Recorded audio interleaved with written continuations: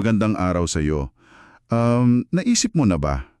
Paano kung pagkatapos ng, alam mo yon, ilang dekada mong paghuhulog sa SSS para sa retirement mo, tapos bigla na lang ititigil at sasabihin pang, hindi ka pala dapat tumatanggap noon. Yan mismo ang pinagdaanan ng isang karinderiya helper galing Bohol. Ating himayin yung kwento niya at yung naging hatol ng Korte Suprema. Oo, ang kasong pag-uusapan natin ngayon ay yung kaso ni Leonarda Jamago Salabe laban sa Social Security Commission at Marino Taliktik. Ito yung GR number 230018, August 27, 2020. Ang pinakatanong dito, pagkatapos siyang aprubahan at tumanggap na ng pensyon, pwede bang basta na lang bawiin ng SSS yon? Lalo na't base lang sa isang lumang investigasyon tungkol sa dati niyang amo. Okay, so si Gunyang Leonarda Salabe, nagtrabaho siya bilang helper sa isang karinderiya to sa Jagna, Bohol. Medyo matagal na, August 1978 hanggang mga February 1979 lang. Yung amo niya noon, si Ana Macas, siya yung nag-register sa kanya sa SSS. Pero kahit saglit lang siya doon, nagpatuloy si Gunyang Salabe. Nagbayad siya ng contributions bilang voluntary member. Oo, tuloy-tuloy siya. Amabot nga raw sa 137 na hulog lahat. Wow, 137?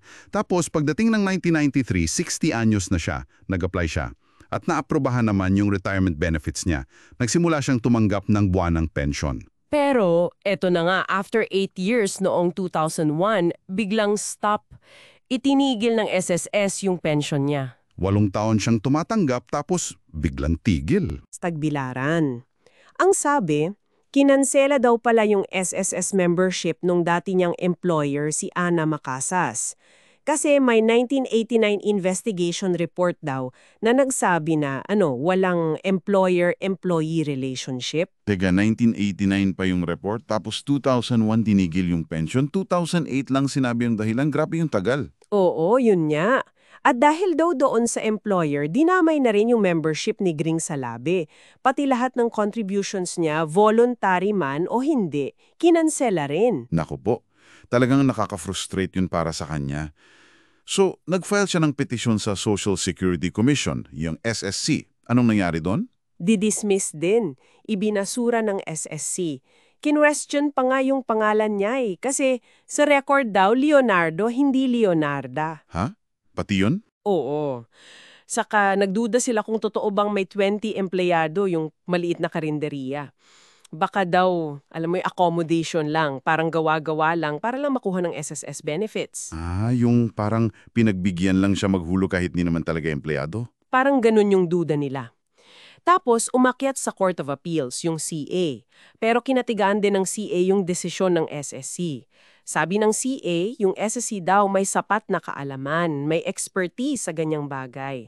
At saka, totoo daw na kulang sa papeles si Grin Salabe. Walang payslip, walang payroll. Mahirap nga naman maghanap ng payslip mula 1979, di ba? Lalo na sa karinderiya. Exactly. So yun yung sitwasyon bago umakyat sa Korte Suprema. Okay, dito na nagka-plot twist.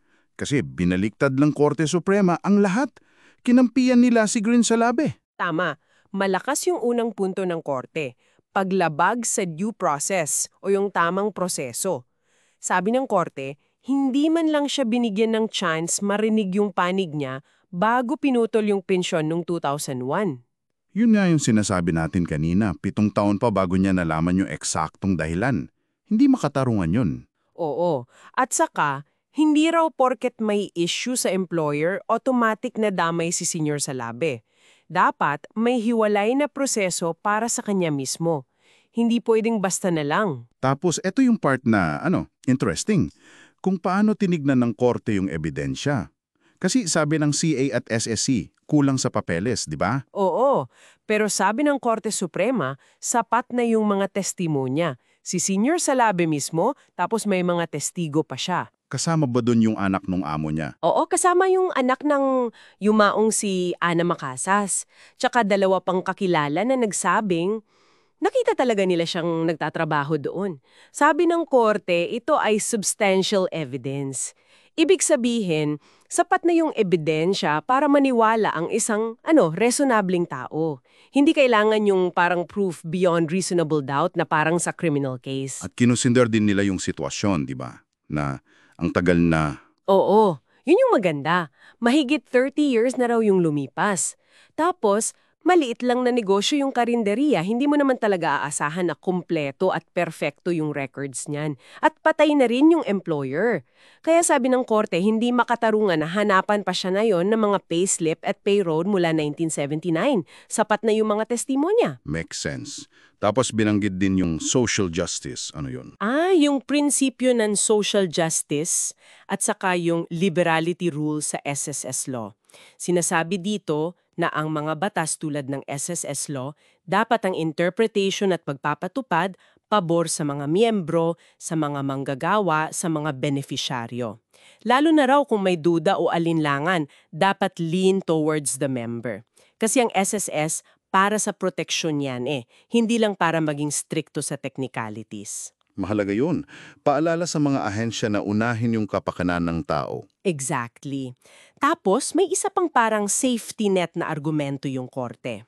Sabi nila, sige, kahit ipagpalagay nating hindi talaga siya naging empleyado noon, tignan natin yung voluntary contributions niya. Kasi noong 1980, nagbago ang batas sa ilalim ng PD 1636. Sinakop na rin yung mga self-employed. Okay. So kahit hindi siya empleyado, pwede pa ring valid yung mga hulog niya after 1980 bilang self-employed or voluntary. Oo, yun ang punto ng korte. Kasi yung mga hulog niya simula 1980, pwede nang ituring na valid, voluntary contributions. At dahil 137 yung total contributions niya, kahit ibawas yung ilang hulog niya bago mag-1980, pasok pa rin siya doon sa minimum requirement na 120 contributions para sa retirement pension. Ang galing! So parang sinigurado talaga ng korte na may basihan pa rin siya para sa pension niya. Oo, para talagang maprotektahan yung karapatan niya. So ano na yung final na utos ng Korte Suprema? Ano ang mangyayari ngayon kay Gining Salabe? Inatasan ng korte ang SSS na una, ibalik yung SSS membership niya. Pangalawa, i-validate o kilalanin yung lahat ng 137 contributions niya. Okay. Pangatlo, ibalik yung retirement benefits niya. At pang-apat, bayaran siya ng lahat ng naipong pensyon na hindi niya natanggap simula pa noong August 2001, kasama pa yung legal interest. Wow! Halos 2 dekada siyang naghintay at lumaban para dyan. Pero buti na lang, sa huli, nakamit din niya yung hustisya. Nakakatuwa para sa kanya. Totoo. At ito yung nag-iwan sa atin ng mahalagang pag-iisipan, di ba? Para sa iyo na nakikinig, ano ba yung ipinapakita ng kasong ito? Gaano kahalaga yung tamang proseso, yung due process? At yung pagiging makatao ng batas. Hindi lang siya basta mga salita sa papel. Dapat tinitignan siya bilang instrumento para sa katarungang panlipunan, lalo na sa usapin ng social security, di ba? Na inaasahan ng marami sa atin para sa ating pagtanda. Isang bagay nga yung dapat nating pagnilayan.